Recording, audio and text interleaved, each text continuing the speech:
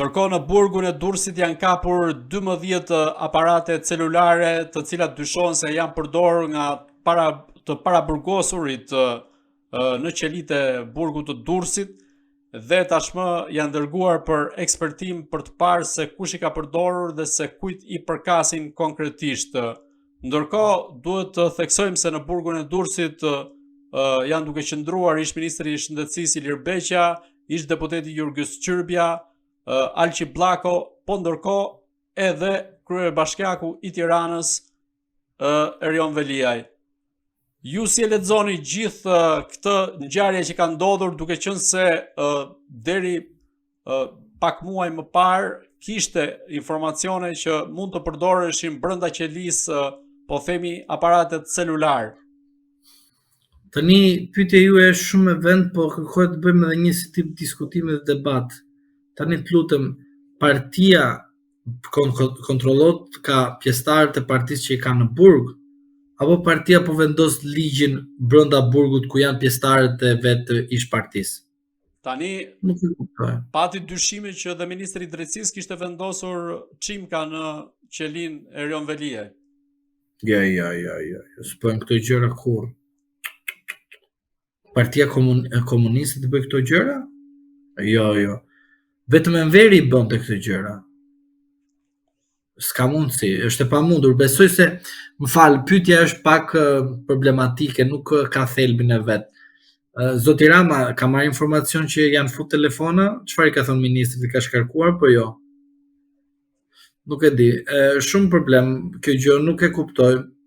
Duhet të ketë ndonjë problem të brendshëm politik. A votuan Partinë Socialiste këta? Në këtë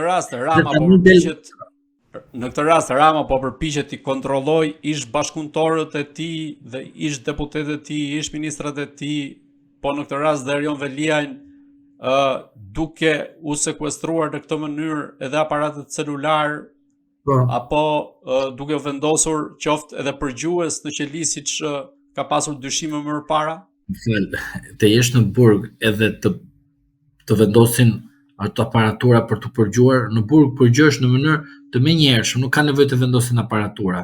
Je i përgjuar, je në burg, je i izoluar, të kontrollojnë të gjithë ato aparatet dhe s'ka nevojë të vendos dikush një përgjues, të kuptoj. Shiko, unë nuk do merrem a janë gjetur telefona, unë do merrem si janë futur telefonat.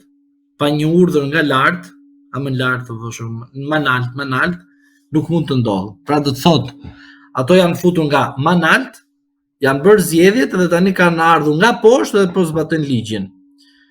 Pra do të thotë që e gjithë kjo situatë që është një mesazh, një reflektim për ata që janë atashuar pranë Partisë Komuniste, që partia i çfrytëzoi, i mori çfarë ishte për t'i marrë dhe zbatohet ligji. Është shumë e thjeshtë kjo gjë. Pse ju ma bërë këtë pyetje kaq shumë të gjerë, nuk e kuptova, që janë gjetur telefona kështu. Burgjet janë në zgjedhjet, po e pat, rezultati i burgaxhive ishin kaq shumë që votuan Partinë Socialiste. Pra, edhe prokurorët të fusin në burg, edhe shteti të majë në burg, edhe ti të mendosh që je i pafajshëm, do të thosh avokatin, më nxirr nga burgu se këta ma vran. Edhe ti të votosh Partinë Socialiste, ky është tmerri. Pra do të thotë që e gjithë kjo situatë është një luftë e brendshme për Partinë Socialiste që ka përfunduar dhe po fillon dhe vatra e zjarrit është në Partinë Socialiste. Po nëpërmjet burgut. Dhe duhet keni parasysh ju që zoti Veliaj nuk mendoj se do të jetë zoti Tahiri i cili nuk foli kurrë dhe nuk tha diçka konkrete. Zoti Veliaj në momentin e duhur jam i me bindur do të qej momentin që do të flas. Por do të flas kundër partisë së tij.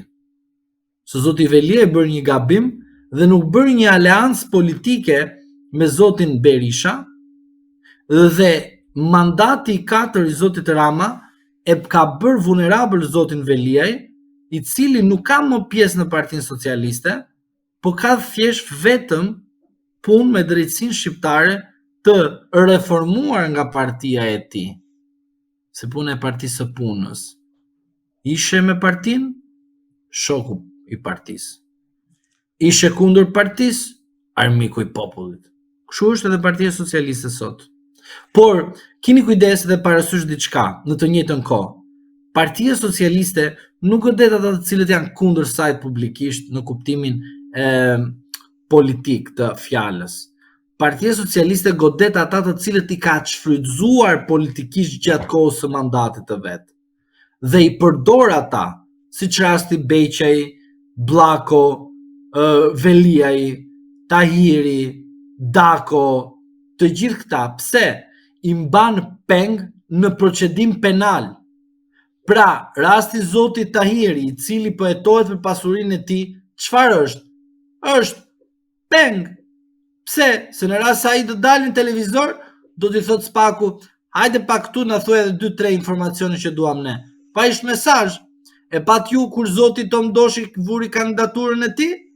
A e ftuan në SPAK që të vinte të tipte disa deklarime?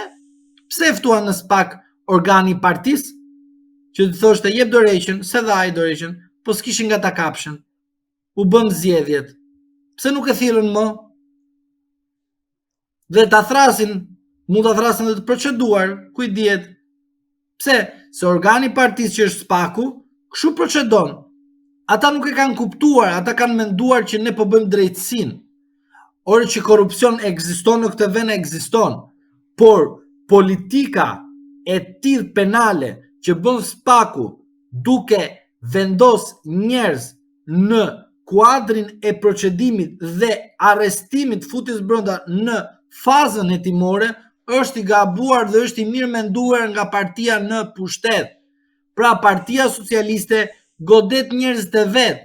Njerëzit që janë kundërshtarë të Partisë Socialiste i godet me rrethana të tjera të cilët nuk i intereson Partisë Socialiste. Po i godet, por e rëndësishme nga kjo është kjo që duhet kuptuar, që ata të cilët janë goditur brenda Partisë Socialiste janë goditur nga partia e tyre dhe nuk janë goditur nga faktori opozitar politik. Prandaj them që këto telefonat që janë gjetur, më thuaj kush manalt i futi në brenda dhe kush manalt nuk kontrolloi këta që i futën brenda celularat. Jo celularat. Prandaj këtu unë të përqendrohemi dhe themi, pra partia edhe fut edhe nxjerr. Partia edhe fut edhe nxjerr nga burgu. Avokat, si mendoni sa mund ta kompromentojnë këto aparatet celulare vetë të burgosurit, nisur nga emrat që përmendëm më parë, nisur nga Veliaj, Çyrbja, Alçi Bllako, por edhe ish ministri i shëndetësisë Ilir Beqja. Këtë implikojnë vetë të paraburgosurit që mund i ketë përdorur këto aparatet celulare. Tani të jemi realist, sa paraburgosurit kanë brenda celular është punë tjetër, por puna këtu nuk është për celularët. Këtu puna është që partia në pushtet po kontrollon njerëzit e vet, sepse nuk duhet të dali diçka tjetër, jo celularët, nuk duhet të dali e vërteta, dhe e vërteta nuk duhet të dali sepse është e lartë. Dhe derisa është e lartë e vërteta, duhet edhe të kufizohet po nga lartë e vërteta. Që do të thotë, për mendimin tim, ata përgjohen ose më mirë merren këto telefona si të sekuestruar, vetëm për një qëllim që të shikojnë me kë ka folur secili nga këta. Po nuk besoj se do të kemi një hetim administrativ ose penal i cili do të dalë me rezultate konkrete, por dihet që të gjitha këto janë formë presioni nga partia në pushtet kundër funksionarëve të saj, të cilët i ka pasur dhe i ka përdorur. Por ky lajm është thjesht lajm, nuk është që jep diçka konkrete. Dihet që të gjithë brenda nga ata që janë sot kanë qenë pranë zotit Rama, asnjëri prej tyre nuk ka pasur guximin që të kundërshtonte politikisht zotin Rama, kanë heshtur, zoti Rama ka investuar tek heshtja e tyre dhe ata kanë tradhtuar veten e tyre duke u bërë kaq shumë servil sepse kanë menduar se zoti Rama ka qenë me ta. Prandaj unë mendoj që të gjithë këta funksionarë që janë kapur telefonat nuk janë kapur telefonat për të thënë që po bëjmë një pastrim brenda burgut, por janë kapur telefonat për të treguar në botën e jashtme që këta janë gjithmonë në përgjim dhe unë, për shkak se jam shteti dhe pushteti në të njëjtën kohë, bëj gjithçka që ata mos të flasin me ju që jeni jashtë. Si të përgjuar, si të papërgjuar, ju jeni pothuajse njësoj për mua, sepse unë jam mbreti juaj dhe ju jeni shërbëtorët e oborrit tim, si brenda pushtetit, ashtu dhe jashtë pushtetit dhe burgut. Partia Socialiste ka investuar duke bërë në mandatin e saj të 4, të 3, të 2, kaq shumë burgaxhi që edhe grupet kriminale nuk bëjnë kaq shumë investim që antarët e grupeve të tyre të bëjnë burgaxhi. Madje grupet kriminale kanë edhe seriozitetin, kanë edhe ndershmërinë që mbrojnë grupin e tyre, njerëz të brendshëm me përjashtime të vogla, po i mbrojnë edhe ata duke bërë manovra edhe marrëveshje midis grupit. Por kjo që të shkoj një parti politike, pjesa më e madhe në burg, ky është një turp kombëtar, nuk është një turp i Partisë Socialiste. Është një turp për të gjithë ne që të lexojmë dhe të këto lajme për celular, të lexojmë lajme që funksionarët e një partie politike në pushtet futen në burg, është një turp për gjithë popullin tonë.